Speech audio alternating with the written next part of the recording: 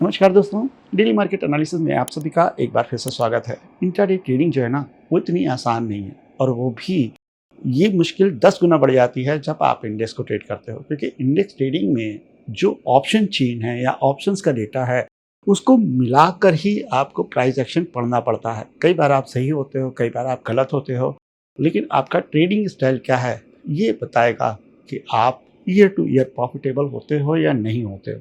सही होना या गलत होना ये बहुत बड़ी बात नहीं है। अक्सर लोग सही भी होते हैं, अक्सर गलत भी होते हैं। मैं अपनी ही बात कर लेता हूँ, मैं आपकी बात नहीं करता।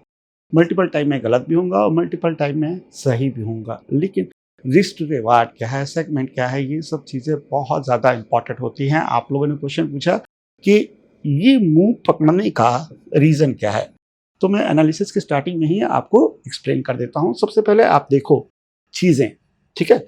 जो प्रीवियस डेटा होता है वो सबसे ज़्यादा इंपॉर्टेंट होता है। लोग इंट्राडे की बात करते हैं, आज के करंट डेटा की, लेकिन जो प्रीवियस डे का डेटा है वो आपको बताता है कि बाजार में सेंटीमेंट क्या है। पहली चीज़, बाजार में गैप अप हुआ था, उसके बाजार ने करेक्शन दिया, फिर बाजार ने एक हाई मारा और उसके बाद इसने एक डबल बॉटम यहाँ पर बनाया। तो आप समझ रहे ना कि डबल बॉटम है, ठीक है। और अगर आप देखोगे तो इससे पहले गैप अप से एक बहुत बड़ी ओपनिंग हुई थी, ठीक है। यहाँ तक क्लियर है। दूसरा कि जब आज ओपनिंग हुई तो आप ये कैंडल देखो, पेयर ऑफ कैंडल देखो, समझ में आ रहा। और जरा आप थर्ड कैंडल का लो और फर्स्ट कैंडल का हाई देखोगे ना, तो आपको पता चलेगा कि ये एक ऐसा एरिया है कि अगर यहाँ पर बाजार आता है तो यहाँ से आप अपसाइड मूव पकड़ सकते हो। कुछ लोग इसको एसएमसी कहते हैं, कई चीज़ें कहते हैं, मैं उसके बारे में नहीं जाता। क्यों? क्योंकि जब तक आप किसी भी कॉन्सेप्ट के लॉजिक को नहीं समझोगे, सेंटीमेंट को नहीं समझोगे, तो आप कुछ भी नाम दे दो, कुछ काम नहीं करेगा। उससे पहले यहाँ पे क्या है, स्विंग लो। तो बाजार ने इसको क्या किया, सबसे पहले ये रेजिस्टेंस था, इसको बहुत फोर्स के साथ ब्रेक किया और इसी जगह पर आके सपोर्ट लिया और यहीं से एक परफेक्ट लेवल निकलता है। रिस्क क्या है यार, रिस्क बहुत ही स्मॉल है। और आप देख सकते हो कि उसके बाद स्ट्रेट गया है, दिखाई दे रहा। यहाँ से टप्पा लगने के बाद सीधा ऊपर की तरफ गया है बाजार। तो ये चीज़ें आपको समझनी पड़ेगी। मैं टेलीग्राम में आपको शेयर करता हूँ, लॉजिक शेयर करता हूँ। कभी सही होता है, आप लोग अप्रिशिएट करते हो, गलत हो जाता है तो आप उससे दोगुना अप्रिशिएट भी करते हो। और साथ में मैं ये रिक्वेस्ट करूँगा कि आप इसे बिल्कुल क्लेम ना समझें। हर दिन अलग अलग तरीके की बाजार होती है। टेलीग्राम पे मैं इसलिए शेयर करता हूँ चार्ट, जिससे कि आपकी लर्निंग और स्ट्रॉन्ग हो जाए। अलग अलग तरीके के बाजार में किस तरीके से हमें बाजार को ट्रेड करना चाहिए ये मालूम हो, ठीक है। अब हम बात करेंगे एनालिसिस की। तो स्टार्टिंग जिससे करेंगे निफ्टी 50 इंडेक्स से। टाइम फ्रेम क्या रखेंगे, टाइम फ्रेम रखेंगे डे का। सबसे पहले हायर टाइम फ्रेम में जाएंगे, ठीक है। अब आप देखो, कल भी तो यही व्यू था कि बाजार में एक अच्छी ओपनिंग हुई थी, उसके बाद करेक्शन आने के बाद भी व्यू चेंज नहीं हुआ था, राइट ना।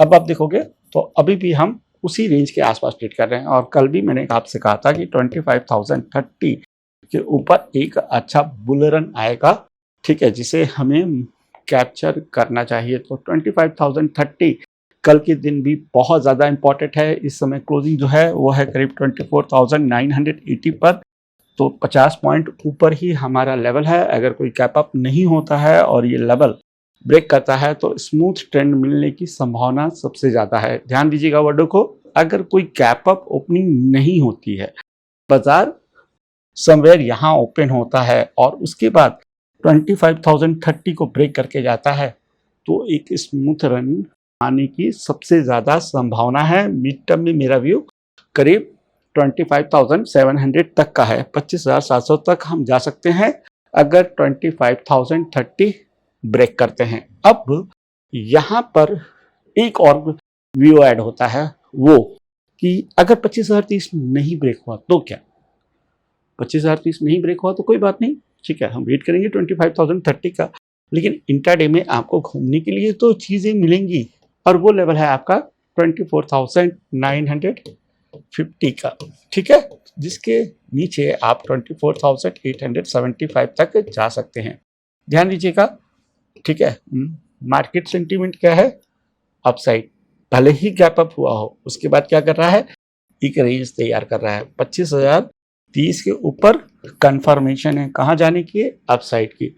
24,950 इंट्राडे में लो है, यहाँ से 24,875 तक जा सकता है। अब ये दोनों ही ट्रेड का नेचर अलग है, ये ट्रेंड के साथ में है और ये ट्रेंड के अगेंस्ट में है। तो आप बताओ कि आप किस तरीके से प्लान करोगे। एज ए इंट्राडे ट्रेडर हमें करना दोनों है, कमेंट्स में ज़रूर लिखिएगा। मैं इसी क्वेश्चन के साथ में ये एनालिसिस यहाँ पे छोड़ देता हूँ। आपके पास लेवल है, लेकिन ट्रेंड के साथ जो ट्रेड करेंगे उसमें किस तरह की पोजीशन रहेगी, क्या सेगमेंट्स रहेंगे, किस तरीके से आप प्लान करोगे, और ट्रेंड के अगेंस्ट ट्रेड मिलेगी तो आप किस तरीके से ट्रेड प्लान करोगे, क्या पोजीशन साइज रहेगी, कमेंट्स में ज़रूर लिखिएगा।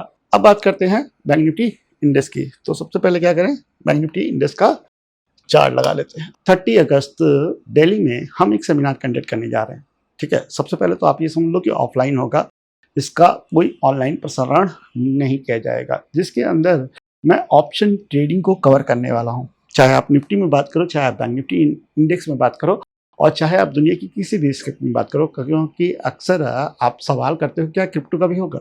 जिस जगह पर भी ऑप्शन ट्रेडिंग अवेलेबल है उससे रिलेटेड स्ट्रैटेजी आपके साथ मैं वहाँ पे शेयर करूँगा, और साथ में आप डायरेक्टली मुझसे अपने क्वेश्चन पूछ सकते हैं।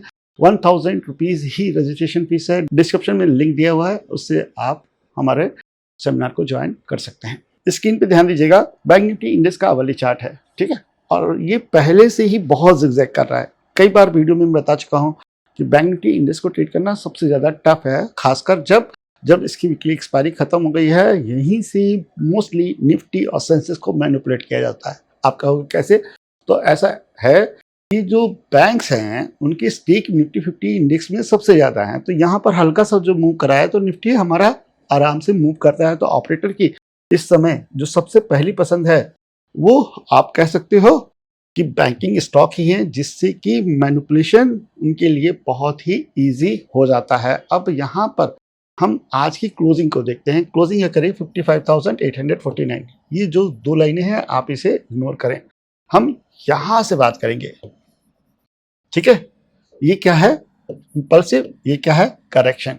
अच्छा, नया इंपल्स कब लगेगा, जब अबव 56,000 प्राइस जाएगा। इस समय क्लोज कहाँ में है, 55,849, यानी 150 पॉइंट ऊपर ही हमारा कंटिन्यूशन लेवल है। तो 56,000 के ऊपर हम क्या करेंगे, बाइंग पोजीशन को कंसीडर करेंगे, जिसकी टारगेट रहेंगे करीब 56,200, और अगर ये ब्रेक हुआ तो फिर तो आपको डे में भी मार्केट स्ट्रक्चर मिल जाएगा। तो इस लेवल पर सबसे ज़्यादा आप ध्यान रखें।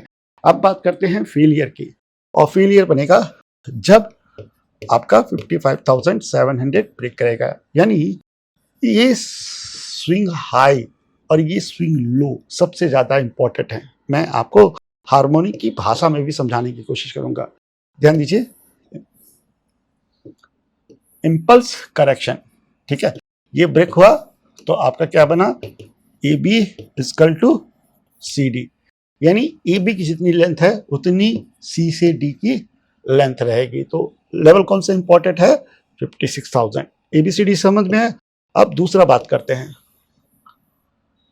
ये क्या है, X A B C D, तो इसमें क्या बनता है 0.786886 बैक पैटर्न बनेगा।